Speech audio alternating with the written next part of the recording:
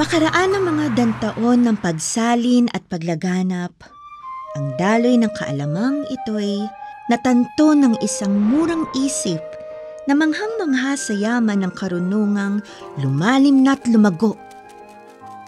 Niyapos nitong paslit ang karunungang ito sa anyo ng isang munting alab na sumunog sa gamugamong naakit sa liyab. Sa puso niya nag-alab at natutuhan na ang karunungay hindi sinasaulo lamang, kundi pinagyayamat sinusuri. Tinitiyak hanggang matuklasan ang isang katotohanan. Bilanggo pala ang kaisipan na siya ring nag-udyok ng pagbalikwas. At sa sandaling iyon, nasilip niya ang bighanit, kapangyarihan ng paglaya.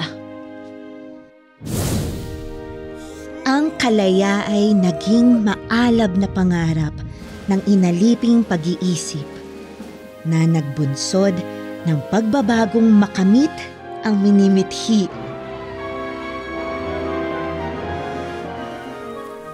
Magpahanggang ngayon, pinupuno ng imahinasyon ang papawirin nitong bayang patuloy na kinakamit ang ganap na kalayaan.